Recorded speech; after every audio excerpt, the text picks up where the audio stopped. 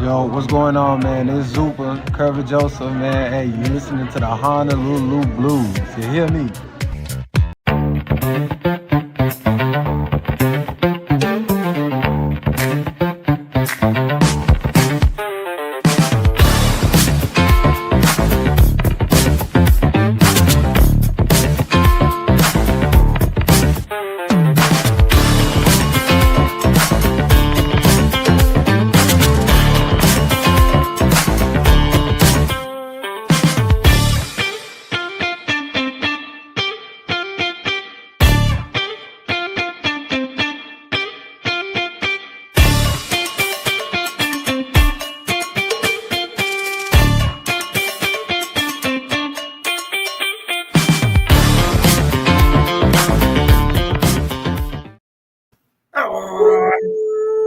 What's happening, everybody?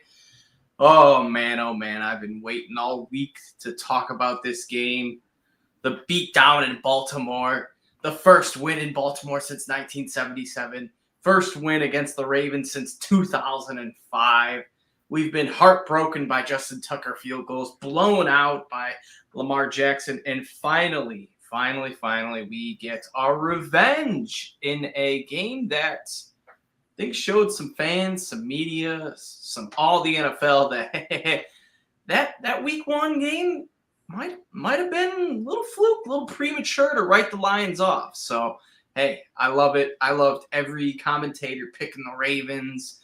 Even Schrager, our guy who loves the Lions, picked the Ravens. And you know he felt dirty about that pick. He didn't even pick the Lions to make it to the playoffs this year. Me and Schrager are on fighting words right now. We're on fighting terms. But we love them. Schrager. Yes, indeed, we do. But Nick, I do want to start this show with something a little more somber, a little more disappointing. Can't not talk about it. Last time we were here, me and you chatting it up, things were fine. 8.5 game lead, no problem. Yep.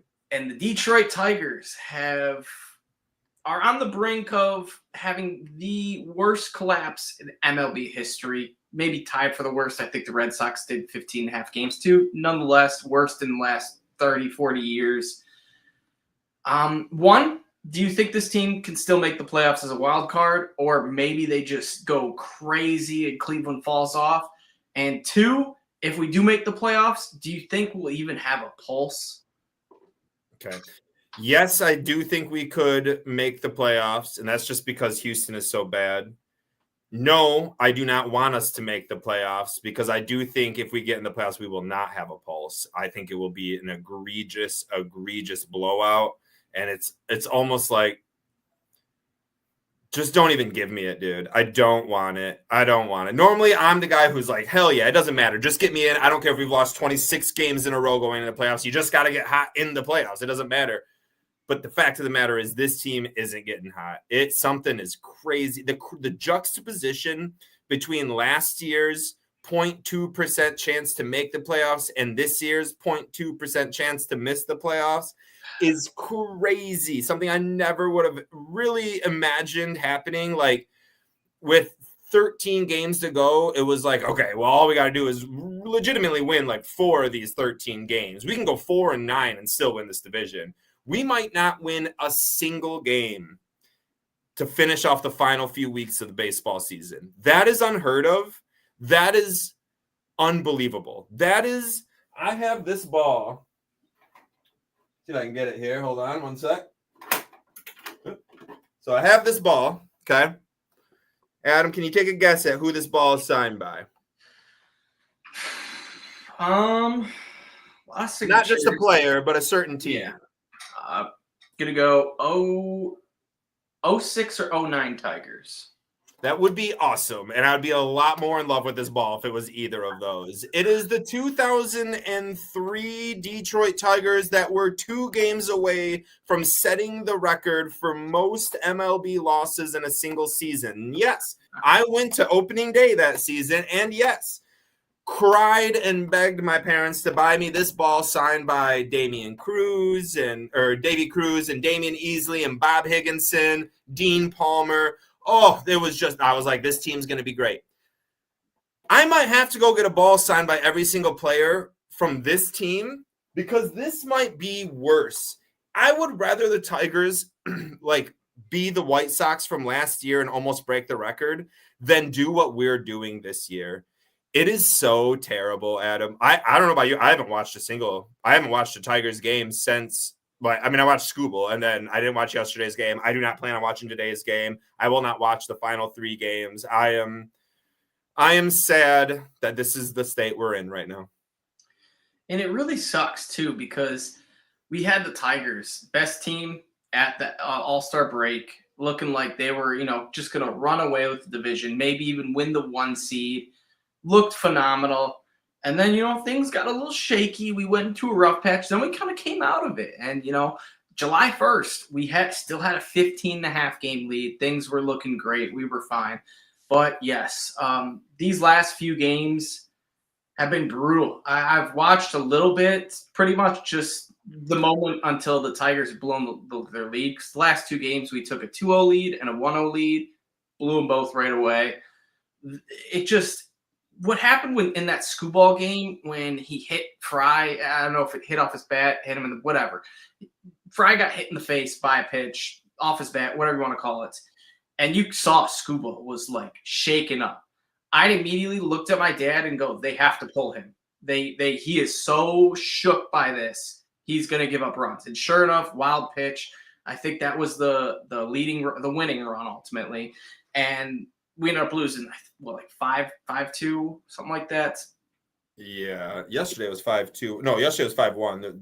5-2 the day before, I think. Yeah. I think so, yeah. It's just been like, I will say, I got to tip your cap to Cleveland. They've been playing insane. They've been playing like true contenders that want to win. They should, they deserve to make the wild card. They do not deserve to win this division. And the thing I hate the most is one player, Spencer Torkelson, has really been shown that he cares the most. You saw him hit the home run. I think it was in that the final Braves game to take the lead. And all of a sudden we blow it. And it's guys, come on. He's smashing his bat in the 7th inning of the Scooble game when he struck out because he kind of knew that was it. Runner on, you're a home run hitter. If it's not here, it's probably not going to be ever. And, it has just been absolutely brutal. I just hope the Lions absolutely dominate the Browns. I want to beat them. I want to drop another 50-burger on whoever.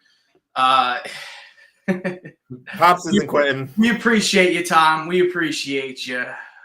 But, man, it's getting tough to watch. It wasn't tough, though. Monday night. Wow. Man, oh, man, that was one of the most fun, probably the most fun Lions game I've had since they beat maybe the Bucks or the Rams in the playoffs, where it was just like you were kind of, a little afraid, but you knew the Lions could get this done. We pounded the Bears. You're thinking, was this a fluke? Ravens are legit. They already lost once. They're not going to fall to 1 and 2, and they're home. Then you see their stadium all black. They got the Raven, all that. They come out to lose yourself too, which was quite the interesting move. Wrong choice. Mm-hmm. Yeah, wrong choice indeed. And next thing you know, we march down the field for a touchdown right off the bat, goes back and forth. But I honestly don't even know where to start. So, Nick, pick somewhere to start in this game. I'll let you lead the way, and we could go from there because there's so I'm going to pick my favorite player to talk about from this game. Not a certain play, but a certain player, Jack Campbell. If you ever watch Ted Lasso, there's this chant goes, he's here, he's there, he's every fucking where. Roy Kent. And that's Jack Campbell. He was here, he was there, he was every fucking where. Jack Campbell. That dude was in on tackles and Derrick Henry when we needed it the most. In on containing Lamar Jackson when we needed it the most. Especially on a 4th down play after we stuffed Derrick Henry 3 times at the 1 yard line, 2 yard line. I just assumed, and I bet a lot of other people did too. Great stop. Glad we stopped Derrick Henry 3 times. Now Lamar Jackson's just going to go run around and do something on 4th down and, they're going to score.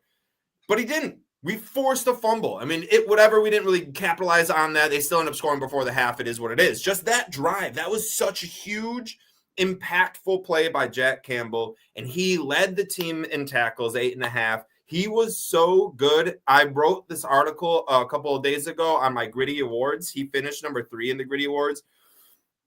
But in that segment, I wrote that he is our best linebacker. He is better than Alex Anzalone. And for all the people, all the chumps that sat there and second-guessed Brad Holmes on draft day when he drafted a linebacker in the first round, and then second-guessed him last year when Jack Campbell was still trying to find his footing, are idiots. Because this is who Jack Campbell is. The best linebacker in the NFC North, easily, in my opinion. And if you don't believe it, it's just because he has no swag. He has no drip. So people don't care about him. He's not walking around with the gold in his teeth. And he's not out there trying to be this big media presence. Jack Campbell is a freaking blue-collar football player, and it's exactly what Detroit Lions need. Him and Anzalone with Derek Barnes are the best linebacker group in the NFL. I don't know who you think is better. And if you try to say the Eagles, then I will laugh at you. I don't know what team has better linebackers than the Lions. So I just want to start out with Jack Campbell. Truly all the linebackers, because Barnes had a couple big plays too. Anzalone obviously did as well. But just sticking out to me was Jack Campbell. And so he gets my number 1 mention of the show. Absolutely. I'm sure you saw the pic of his just split open lip. Yeah. He played without a top of his mouth for the second half of the game.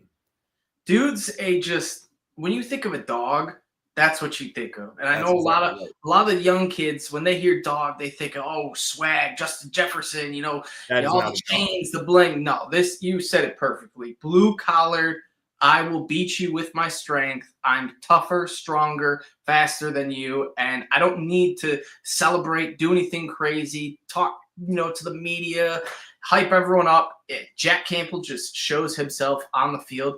And unfortunately, players like that take a minute to really get the media hype and love. Yeah. Like Amon-Ra is another great example. He is finally getting recognized as, okay, maybe this guy is a top 3 wide receiver in the NFL. And for the longest time, we had people say, oh, no, A.J. Brown's better. CeeDee Lamb's better, Right. Right now, Jamar Chase and Justin Jefferson are phenomenal, but I don't think there's any other player I'd take than Amon-Ra. Kind of the same thing goes with Jack Campbell, where you're just like, man, this dude, he's got something in there. Justin Jefferson, he's the only one that's comparable. And the only reason why I would say him over Jamar Chase is I think Justin Jefferson's a better blocker than Jamar Chase, and that's what separates St. Brown. But another person that we can even talk about in this grouping is Brian Branch, who gets left off the top 100 by the NFL. No one cares. What Jonathan Vilma called him Deion Branch to start the week 2. No one apparently knows who Brian Branch is. He's just a second-team All-Pro, right? Or a Pro Bowler or something of that nature. Yeah.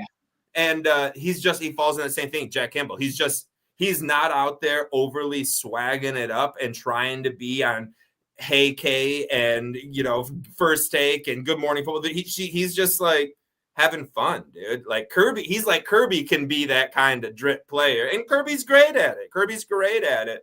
Hopefully Terrion Arnold gets a little bit better. He would be my second person I want to talk about, especially now that we heard Shep is diminishing his role. Not because of the way he played per Kelvin Shepard, because they want to see Amik Robertson get more snaps. But we talk about the highs of the highs with Jack Campbell, the linebacking group. We got to talk about the lows of the lows with Terrion Arnold and the amount of yardage he seems to be from the guy he's guarding. Now, we had, I feel like, a lot of coverage sacks, and a lot of those sacks on TV, you don't see the cornerbacks. You don't see how good Terrion Arnold is doing. All you see are the passes that get completed when Arnold is in coverage. But when you have J-Mo's brother putting stuff up in during the game, and it's just everyone can see it, dude. Terrion, he's got a podcast with Surtain now. I hope that he can learn a ton from him, but I don't know, man. He might not be starting next year if this is year 2. I gave him all the utmost respect in year 1. Hey, Darius Slay wasn't that good in year 1. Darius Slay picked it up pretty well in year 2. It's time we do that, Terrion. We cannot We cannot lead the league. Or I believe right now PFF has him ranked like 135th out of 150 like cornerbacks, something like that. If I'm not mistaken. He's not been great. The first half was really bad. He let up pretty much any throw to Rashad Bateman he got. And the funniest thing, Nick, we talked about, Zay Flowers he's gonna tear apart the Lions. Well, the reason why Zay Flowers didn't tear apart the Lions, Terry, is because DJ Reed locked his ass down. They switched it up. They gave DJ Reed cornerback 1 duties after Arnold's first 2 weeks. And I believe last week Arnold was covering Roma Dunze, wide receiver 2, who also got blown up on. I could be wrong. I didn't really check it out because it was such a fun win. I didn't care too much about Terrion Arnold. Now I'm starting to be like, okay, now I really do need to. But yeah, anyone he's got. So it seems like the wide receiver 2 for the opposing team might be a guy we want to go in on. And the thing with Terrion is he's on such a good team that even if he has these bad games, if Terrion would have, instead of Hutch getting that fumble, if Terrion gets an interception right there, poof, all this goes away, Maybe not all of it, but it simmers down quite a bit, and we just think about that great win. Terrion got an interception. Yeah. So if he could just make a splash play time to time and the Lions can get wins, he'll be able to, keep his confidence up, because that's one thing that, as bad as he's been, I don't want Lions fans, and, I have been part of it too, putting the Spider-Man meme up of him and Jeff Okuda. But, we like to have fun. But one thing I want for sure is Lions fans not to give him the Eric Ebron treatment. I love your dad just smoking in the corner. He's like, what's going on in there? Go Tigers, go Lions. Yeah, well, go Lions. Oh, go Lions. The old men are always so faithful. Yeah, they are. That's what they you know what I mean? What I want Terrion is what we're kind of getting into. Just leave him at the cornerback 3. Don't put him on any, DeAndre Hopkins, elite veterans, elite, young and up and coming wide receivers. Let DJ Reed handle it. Let Meek do it. We saw. So you're saying bench him? Not bench him, but I'm going to say make him cornerback 3. So that would be a full benching, if you ask me. Or you saying 50-50 split with a Meek, which at that point, I don't know if I would really want that. Ride the hot hand at that point. And if it is a Meek, then I'm sorry, Tyrion. Maybe a benching. Bryce Young got benched, and he came back better than ever, I would say. Like, Spencer Torkelson got sent down to the minor leagues last year. The dude came back, like, a benching might not be the worst thing, dude. And I think that's what I'm not saying you're wrong for saying that. I just wanted to see if I could clarify. No, yeah. I don't know. I was assuming that there was 3 cornerbacks on the field at once, which is but he's not going to play nickel. You know what I mean? He's not going to play nickel. He is not a nickel corner. He's not going to do that. If anything, Branch would come down in nickel, and like Rocky Sin would play safety. Like, I don't know, man. I don't know. I like what Shepard's doing, though. Don't kind of get out in front of it, say, hey, we're going to let, a Meek, we think a Meek's playing better, not throw Terrion under the bus, because what I was getting at is I don't want to kill his confidence like we did with Eric Ebron, because Eric Ebron, I think we kind of just destroyed his career. And granted, he did go on to have, one decent season with the Colts, but ultimately that dude, I feel like he definitely was a better talent than what he produced. And I feel like that's Terrion. And what I don't want him to get in his head and just little mental mistakes. So just... Would you say the same thing about Okuda, though? Would you say that we busted his bubble? We burst his bubble? Or did Patricia? Or was he just never that good? I think Okuda's a little different. I think it's a little bit both, because he was the 3rd overall pick. But if Okuda was the 26th overall pick when we got Terrion, do you think there's much of a difference between the two? They're both hard hitters. They both can tackle. They both can't cover, especially wide receiver 1s. And in a division with DJ Moore and Roma Dunze, or Justin Jefferson, Jordan Addison, or even you can even say Matthew Golden and Romeo Dobbs, I guess. I don't know. The Cowboys have a bunch of decent guys. No. Yeah, Wicks and Watson will be back at one point and whatever. Anyways, I'm just saying, like, I don't know. Your meme with Arnold and Okuda wasn't that far off. And that stinks to say, and I'm not trying to put him in the bucket as Okuda right now. But for anyone who anyone who watched the Lions 5 years ago and watched the Lions this year, if you're not seeing that comparison, then good for you. You know what I mean? You got some some tunnel vision. You're like just not willing to accept this, and that's good. That's good. But I don't know, man. I think you might be right. And I'm not saying that you said this. I just think it might be time that Arnold gets a benching. Not forever, but just the benching. It was one thing I called, but I tweeted out. I said, I think I still kind of do, not like a full game benching where like he's a healthy scratch, but like he plays limited snaps, comes in when the Lions are up 2 scores, have the game in hand or something. But yeah, and that's what Shep is doing. It seems like he's saying he's going to give more time to Meek. Now, here's the thing: is if Meek Robertson goes out there against Cleveland, right? We should have good pass rush, but gets a pick, something that Arnold hasn't been able to do in 20 games. I think but gets a pick and then also just doesn't allow Cedric Tillman or Jerry Jeudy, whoever the fuck he's guarding, to go off for 100 yards. Then I think he might win the starting job. And then we'll see what he can do against Kansas City. Then we'll see what he can do against Tampa because, well, Evans might not be there, right? So it could be DJ Reed on Agbuka, and then he's guarding Sterling Shepard. Godwin, I think, should be back too, though. So. Oh, you think by then he'll be back? He's full practice, I think, this week, and they expect him to play. So.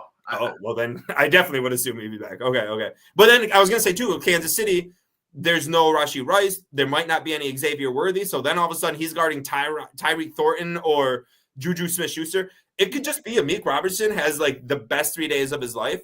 Or these could be the 3 games that you want Terrion Arnold out there to boost any kind of confidence. But I bet you if Terrion Arnold is out there while Patrick Mahomes or Baker Mayfield is on the field, whoever he's guarding will have a lot of yards, and I would be starting him in fantasy football because Mahomes will know to pick him apart. And I will say, I think in the second half, he was better because Lamar. I agree. He had to have known that, like, hey, let's just throw to Terrion. Let's, and there were a lot of coverage sacks. And Lamar was talking about it where I forget what the reporter asked, but he said he's like, there was no one to throw to. I think they asked, do you want to scramble? Do you want to run more? Because the Lions seemed to limit that. And he's like, I tried. There was no one to throw to. There were really no lanes to run. And the Lions absolutely gave him hell. I feel like this is probably one of the toughest games Lamar Jackson and the Ravens have just like felt, where they definitely felt like the Lions are a good team, but we're going to come in here and we're going to rock them. And all of a sudden they got punched in the face and then punched in the face again. And next thing you know, they're trying to tread water, and they're 28-24, Hutch with the fumble. You see Derrick Henry crash out. Nick, I'm sure you saw this. Not just Derrick Henry crashing out on the sidelines, but Lamar. Every single incompletion sack he had, he would get up and his face would just be so frustrated, like, what the hell just happened? What is going on? Who am I facing? And it was just so great to see. I think Kelvin Shepard, he's going to be head coach one day. And it honestly, next year. Yes, he honestly could be next year, depending on how far this Lions team goes, what opportunities come for him. It wouldn't shock me in the slightest bit, because this dude absolutely dominated Lamar Jackson and the whole scheme. He just had everything going. If it was just have the linebackers come up, drop 1, drop 2, have a spy, have Hutch, coming around this end. There were all sorts of stunts, tricks. Just he was in his bag. And I think Kelvin Shepard's a major upgrade from Aaron Glenn. And John Morton, maybe an upgrade from Ben Johnson. I don't know. But the last 2 games has really shown me that these coordinators are legit. Dan Campbell, he knows how to find some talent. Even if we lose these 2 in the next, 1, 2, 3 years, I trust Campbell to find 2 more, guys like that. So the Lions absolutely balling out. A couple guys I would like to mention. Brian Branch, we talked about too, had probably one of the easiest interceptions of his career. He just dropped. And this piggybacks off my Twitter statement where I said the Lions easily won this game. And I had something, I don't know if it was that easy. I don't know. No, it was. They had a field goal that was maybe a miss, probably. I don't know. That was a miss. Yeah. So 3 there. The refs showed the entire game. That backwards pass that was clearly, forwards with Gibbs absolutely ruined that drive. They had to go to replay just to see if Jared Goff threw it forward 20 yards. It was like, what? Ball out of his hand before he's even hit. They let Baltimore score the touchdown. They let them score the touchdown, and then we're like, well, we'll go check it now. And it was like, what? Like, what? How? Yeah, they were trying their hardest. It was all around. The Lions, this team really, it made me proud. It made me feel like, hey, this Commanders game, that Green Bay game, I don't know if that was the Lions that we just saw in the Ravens game. And if we can get this Lions to show up in the playoffs, we can easily win the Super Bowl. And I will say easily, because the Eagles have not looked, like anything special. We just dominated the Ravens. The Ravens had the Bills dead to rights, and they blew it to them. So who's to say, the Lions can't shut down a running Josh Allen. Mahomes and the Chiefs, they're just not what they were. And that's pretty much it. I guess you could throw in the Packers as well. But Thanksgiving is going to be a really interesting game. And if we can win that Thanksgiving game, you're going to see Lions odds for Super Bowl skyrocket. So get your bets in now. They're still, I think, plus 1,300, which is kind of crazy. They're still, I think, fifth or sixth best overall amongst all NFL teams. But man, oh man. Also, Al-Qadim Muhammad. AQM is all I'm going with. AQM, yeah, that's the easiest way to do it. Brad Holmes, maybe you're right, buddy. Maybe we are good, because AQM was just balling out. Hutch showed up, and I love the people in the first half. Hutch needs to show up. Hutch needs to show up. Everyone, just shut your mouth about Hutch. He will show up. You just give him time, and he will make a play. I don't care if Hutch didn't even have a tackle that whole game. That fumble he caused, that is, you want players that can change the game. And that right there took Derrick Henry out of the Ravens game for the remainder of the game. Gave us a free 3 points. It was a big momentum swing, and we just gotta, trust some of these elite dudes that we have. And AQM, 2.5 sacks, was balling. 7 sacks total on Lamar. It was amazing. And then also, we mentioned him earlier, Derek Barnes. Derek Barnes seems like he's figured out how to tackle a quarterback, because we saw that Cowboys game a couple years ago, ran right into Dak, didn't bring him down, and then Monday night, Lamar Jackson does his thing, starts to scramble. He's got the entire left side wide open, most likely scores a touchdown, and there's Derek Barnes tracking him down, grabs the ankles, and boom. They're forced to, I think, kick the field goal, yeah. Killing my bet, one tackle at a time. Yeah, a few things on everything that you just went over. Derek Barnes, when he was spying, it was awesome. Derek Barnes being on the field is amazing. I'll go back to something you said about 5 minutes ago, that possibly Calvin Shepard, coming new head coach, might be better than Aaron Glenn. I don't think that's quite the fact, though. We can look at things like the most sacks the Lions have ever had in the opening 3 games, stuff like that you can get to it. Aaron Glenn had this defense humming until the list of injuries hit him.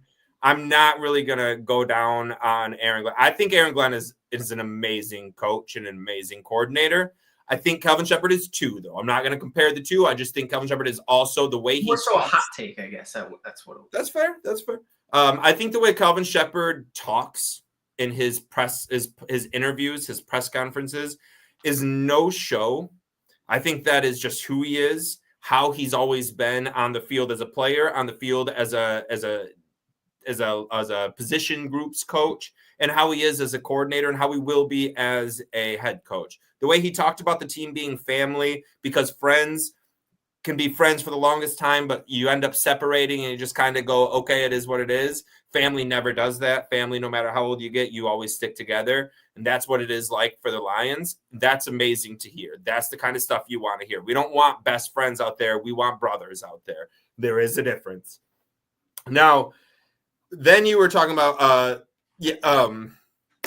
Derek Barnes and how good Derek Barnes went.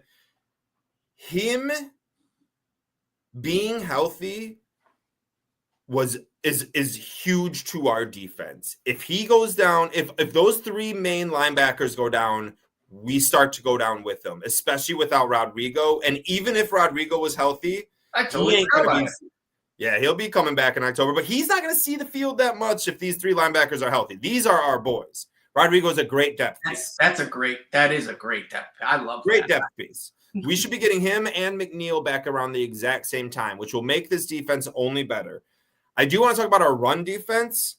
Outside of one Derrick Henry slip, we were unbelievable, and we have been unbelievable in the run defensive area. And when Aline comes back, I'm going to bet every under for every running back that plays us. So Derrick Henry, 12 carries, 50 yards. He had a 28-yard touchdown rush right off the bat. 11 carries for 22 yards. That is 2 yards per carry. 2 yards per carry. And he had 3 carries inside the 2 and did not score.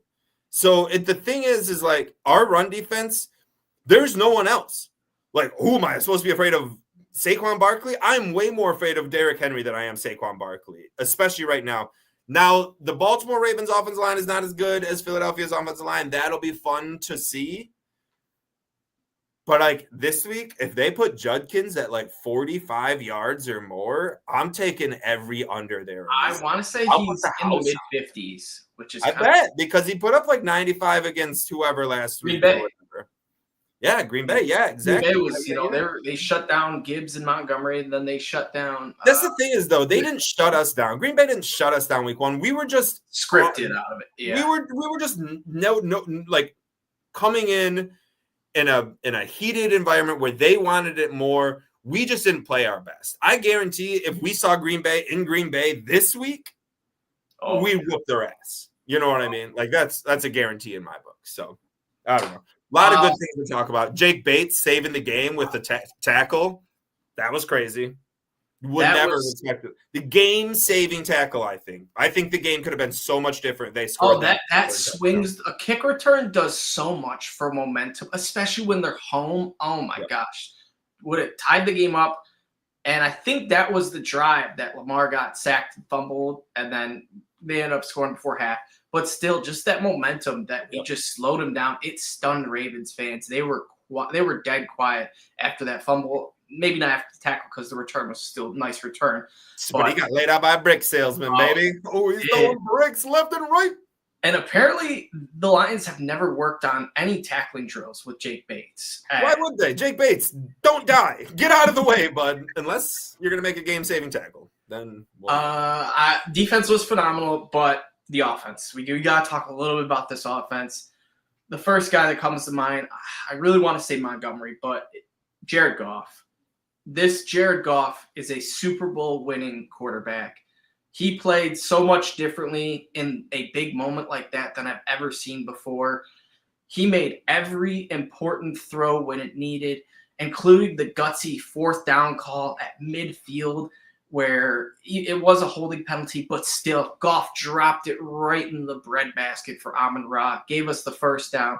They have a connection that's I really don't. Maybe Burrow and Chase, but Burrow's injured so much. It's like I don't really know if that is still there. But Amon-Ra and Goff, they have some of the best chemistry connection between a wide receiver quarterback duo in the NFL.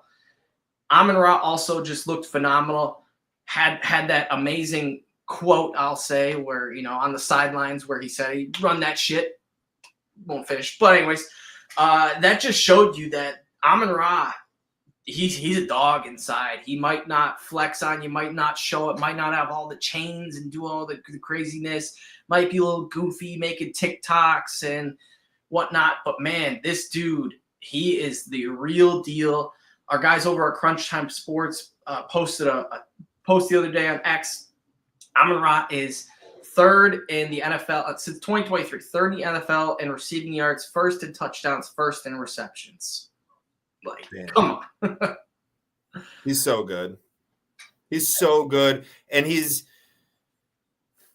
so, how do you word it? He's very, let's see if you probably have never watched a game with this guy. He's very Chris Carter.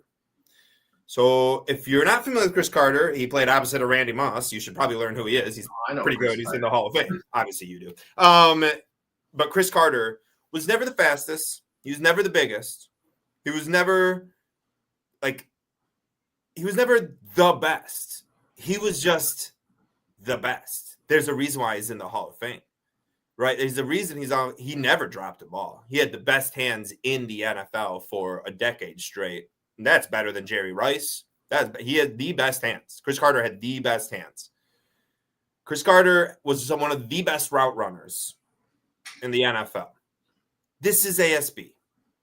He might not be the fastest. He might not be the biggest. But does that mean he's not a red zone threat? No. He's maybe the best red zone threat. He has the best hands. They are glue. They just stick to him. It's crazy, dude. And then his route running is unmatched.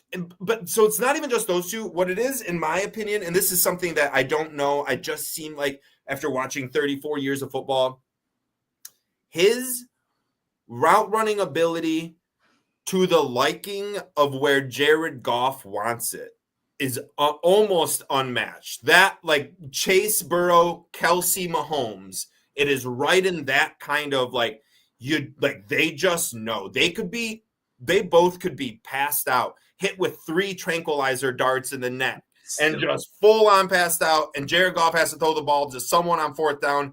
That he's going to get the ball to ASB somehow. Like they just like are in Inception. They're dreaming together. Like it's crazy. Their connection is fantastic, along with the connection of Sonic and Knuckles. You're like, J-Mo's not even a thing, and that's great. We don't need him to be a thing until we need him to be a thing. Laporta had some amazing 3rd down catches when we needed them. 3rd down catches. 3 in 1 drive. So I believe 1 drive. Maybe it was 2 in 1 drive, but I believe it's 3 in 1 drive. It's just crazy, dude. It's crazy. I told my dad I call Amon-Ra. He's old reliable. You can always trust this guy.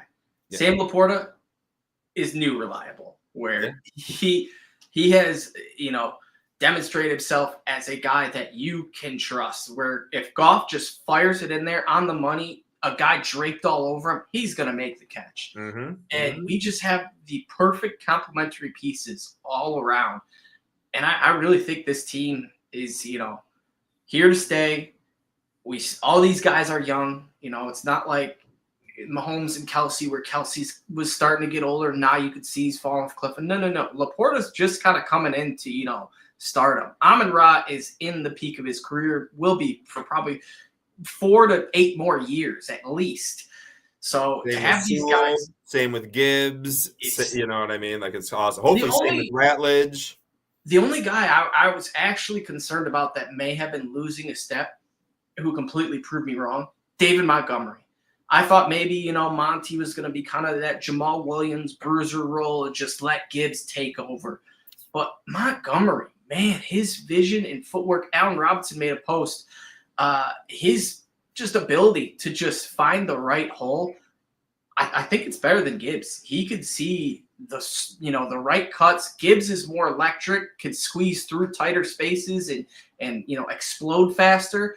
But Montgomery, that 73-yard run, that was phenomenal. Absolutely loved how he kept, looking up at the Jumbotron scene where Marlon Humphrey was, because you see him start to just beeline left, and he's not looking back behind his shoulders. So you're thinking, how does he know this? And then they showed the replay, and you see his eyes. He's looking up. Heck yeah. Then he said it on the St. Brown podcast, and man, oh man, this team has just been balling out. And even J-Mo, who had a quiet game, that first drive, he was huge. 2 catches, 43 yards. Huge That's block. all he needed.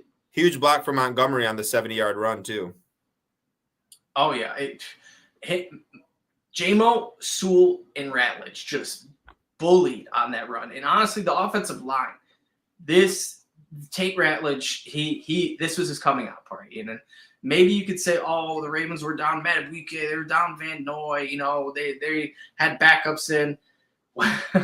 Let's pause this real quick. We got a good old question from Cosmic Dave 2011 here. When the Browns have started 1-6, how many picks would you give up for Garrett? Adam, you want to take that? This is another one of these tricky things where it's like it's just so hard to do with a player that's getting paid that much. We're never going to get Garrett. Second big reason, too, they know that if they go 1-6, there's a good chance they go 1-15. And who's coming out next year? Archie Manning. They're not going to have to pay a quarterback for 5 years once they draft one in the first round. Who cares about Gabriel and Shodu or Sanders? Like, both of those were just dumb picks because the Browns make dumb picks every year. They're good. That's why I think they locked up Myles Garrett, is because they know that they're going to get a top quarterback on a rookie contract. And they're going to do everything they can to win over those 4 years. They have Mason Graham, who already is making Jacksonville cry tears every freaking day. I cannot believe Jacksonville traded for Travis Hunter, the worst player in the draft. I tried to tell everyone this, and no one believed me. I tried to tell Jacksonville. They didn't believe me either. I don't know why. But now Mason Graham and Myles Garrett, that defense in Cleveland. Like, I don't know if we'll get to it to this show. We might be doing a second show where we talk Cleveland. Maybe we will this show. I don't know. But anyways, their defensive line is freaking outstanding. They're going to draft a number 1 quarterback next year. I think if, like, what I would trade, I'd probably give up a couple first-round picks for Myles Garrett. If there was no salary cap, actually, I would. It would be so crazy to have Garrett and Hutchinson side to side. That'd be nuts. it's a Madden dream, is what I like to look at. It is a Madden dream, dude. But it's like the Packers just did that for Parsons. Obviously, now they don't have a Hutchinson that they're pairing Parsons to. I'm sorry, Rashawn Gary, but I think they mortgaged a lot of their future for this, and I don't think it's the smartest move with them paying Love and Parsons. We're not going to be able to pay Hutchinson, Garrett, St. Brown, Jared Goff, Branch, whose price tag that's just pulling up every game. Jewel, you know what I mean? Like, it literally just goes on and on. We just don't have the money for anyone outside. And as fun as it is, those Madden questions are fun. The Lions will never do that. The Lions will never trade for anyone. Brad Holmes has shown us that. If you think we're going to go trade for someone, you don't think we would have in the first 3 years where we had excess amount of money. That's not how Brad Holmes is going to do it. Whether all the armchair quarterbacks in the world are like, you're wrong. There's no way AQM can have 2.5 sacks on Monday night in Baltimore against Lamar Jackson. Well, you're wrong, because the fact of the matter is, we're not getting Myles Garrett. We're not going to trade for TJ Watt. We're not going to trade for anyone. If someone wants to come here on a 1-year prove-it deal in free agency, that's the most Brad Holmes will ever give up. Other than that, we're going to pay the players that we draft. We're going to win through the draft, and we're going to trust Brad Holmes, not anyone else. Because the second we trade for Myles Garrett and give him $500 million, that motherfucker going to tear his Achilles and be out for 2 years. And the crazy part is, we saw after Davenport, you saw all the guys, all the Za'Darius truthers coming out of the woodwork. Too many. Oh, we should have re-signed Za'Darius. We should have made a trade. We should do this. And then what does Brad Holmes' team he's handcrafted do? 7 sacks on Lamar Jackson, who is one of the toughest dudes to bring down. And it just showed, like, hey, maybe this Brad Holmes guy, he does know something. AQM got 2.5 sacks last game, right? I'll bet anyone $20 says Za'Darius Smith doesn't even hit that number. He's got half 2.5 sacks the rest of the year for the Eagles. I bet you he doesn't do it. I'm pretty sure he played like 20% of the snaps in week 3. He was not good. I saw from a lot of, Lions beat reporters, Eagles beat reporters, he wasn't really good. He didn't really play a whole lot. And it's just what happens when you're 33 years old and been as dominant and taken as many hits as you have. And sometimes guys like that, they just, they mentally check out. And you're not as young and hungry.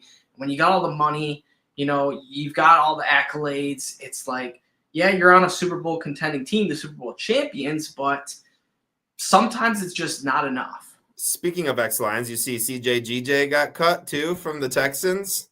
Any thought on bringing the ski mask back to Detroit as depth piece for our safeties?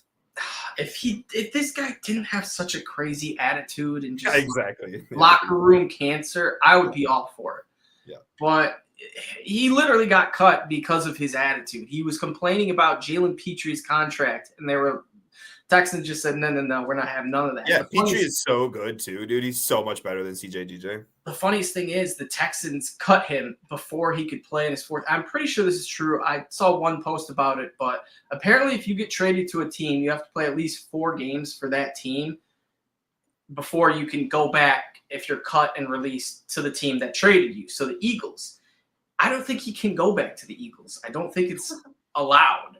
There might be some more fine lining in there, but Sirianni already said, like, nah, we're good. We don't want him. It might have just been like him saying that because he knew it's not allowed. We can't. NFL rules won't allow it. But I expect CJ to end up on, honestly, the Browns. That's a perfect team. Maybe the Raiders, some team like that that's just kind of in the doghouse. I don't know. I bet you there's going to be a big injury come like week 9, 10. And Yeah. The Chargers or maybe the Chiefs or something like that are like, we can take them on, kind of situation. He did just win a Super Bowl and was on a team that almost made a Super Bowl the year before. Like, he's on good teams. He just sucks. It stinks that the Texans got rid of him too because the Texans stink. That's a terrible team. That's a terrible team. Not like the Lions though. You want to do a quick little Browns preview before we get out of here? We can for sure. All right. Browns come to town. They just upset the Packers in one of the if this didn't tell you the Packers aren't like the number one juggernauts and we should be afraid of them, that Packers loss to the Lions Monday night win, that tells you all you need to know about these two teams where they could easily beat one of each other. And if the Packers had come to Detroit week 1, maybe I might think there would be a different outcome. But nonetheless, a blocked field goal and a phenomenal couple passes by Joe Flacco and a 53-yard walk-off field goal by Andrew Schmidt or whatever the guy's name is. Browns, thank you. For real. That was One time unbelievable. Cleveland's helped out Detroit in the last, however long.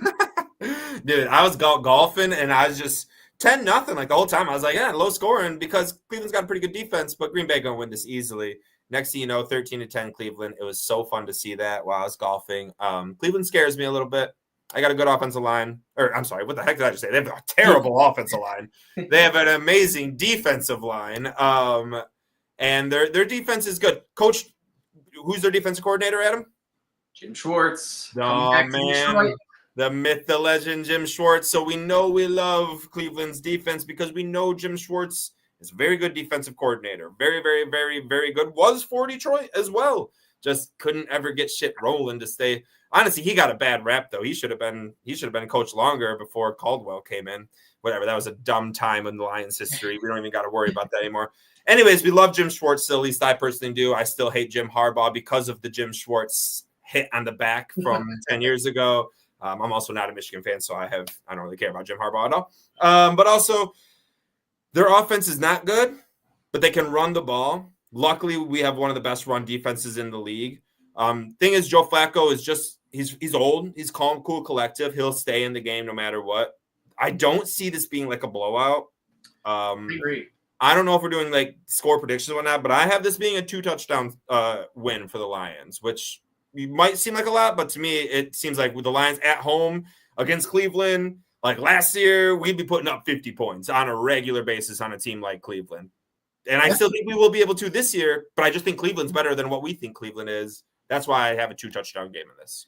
What the Lions need to do is not shoot themselves in the foot because that's what the Packers did. They put up 10 points, thought they could easily win this game. And honestly, if any NFL team holds you to 10 points, it's a toss-up, 10 points is not a lot in the NFL. Oh, not at all. Right. As we saw in that Browns game, they got it in 4 minutes. Right. Jordan Love, with 3 minutes left, throws a costly interception, leads to the game-tying touchdown. They got a field goal blocked. It's just they had lots of little mental mistakes. If the Lions can put up 21 points, I think we should easily be able to win this game. It might be, might be a little bit of a grind, might be tricky. I think we are definitely going to need to rely on Jared Goff and maybe J-Mo and Amon-Ra in the passing game a little more than this run game. But the run game's looked phenomenal the last 2 weeks, so it would not shock me to see Gibbs or Montgomery maybe be held in check most of the game, but then, boom, they pop off one massive run because that's something the Packers can't do. Josh Jacobs, he's a great running back, scores a lot of touchdowns, but he just does not have that pop and burst that, Monty and Gibbs have shown to have in the last, couple games and their careers. Definitely. It's definitely going to be a wear and tear type of game. Whoever can just play football long enough to have something open up for them and break free. I want to break free. That's kind of what I want to see from our boy Isaac Teslaw this week. If he can break free, that would be great. He had 2 targets, I believe, 1 actual target where Nate Wiggins was very tough and very in coverage on him, so he didn't get a catch. But we know that he doesn't need 2 hands to catch. It would be good to see him do something, especially if the thing is you're not going to have a lot of time to pass. Goff isn't the greatest when he doesn't have time to pass. When he has time to pass, that motherfucker looks like the best quarterback in the NFL. When he does not have time to pass, it gets a little risky. So I'm expecting very similar situation to what we saw against Green Bay, probably less JMO, more ASB and Gibbs on shorter routes. However, I kind of thought that against Chicago, and I was way wrong. But that's just because apparently I'm over-expecting out of Chicago. So, and maybe I'm with Cleveland. Maybe the Lions just go. I almost said the Tigers. The Tigers are starting in 9 minutes, and honestly, as much as I'm not even going to watch them, it's still kind of all I can think about. The Lions might go in there and go into Ford Field and put up like 52. Back-to-back 50 burgers. That would be so. Oh, no, we didn't score 50. I'm sorry. At home. Back-to-back 50 at home. That's what I was thinking. There you go. Back-to-back 50 burgers at home. What if we just score 50 points at home every game? You see 90 points in back-to-back games, most ever since 1962. Sure did. That Ben Johnson. Who? Exactly, yeah. And also, this Browns victory over the Packers was quite possibly one of the best things that'll happen to the Lions all season long. And by that, I mean you get the Packers a cheap loss that they shouldn't have had. You allow the Lions to say, hey, this team, do you see who they just beat? The Packers. Do you know who you guys lost to? The Packers. So don't take this as a cupcake, walk in the park, we can do whatever we want. Just come in with an attitude, outgrit them, just be the more dominant team, and they'll be able to get the victory. And then also, too, if the Browns would have lost that game off a field goal, off a game-winning field goal, this Lions game would have been a very, very trap game where it's like, hey, these Browns guys, they're sneaky, you never know. And then, we are at home. It was in Cleveland for that Packers game. So, a little bit of difference there. But I think the Lions, if they can just play smart ball, if you tell me Jared Goff throws no interceptions, then I tell you there's no way the Lions lose. Yeah, I agree. I agree with that. We'll see how this really plays out, won't we? It's gonna be. I think we'll win handedly because it's in Detroit. I'm not too worried about it. I do just think the first quarter could be a little bit lower scoring, and the rushing yards might be a little bit lower than we were expecting, but we're going to do all right. But then again, you oftentimes see teams like the trap games where, maybe the Browns just gave it their all, emptied the tank, and, after that week, they're just kind of little beat down and, maybe coast into it. What are we talking about? The Cleveland Browns can come into it with all the utmost health.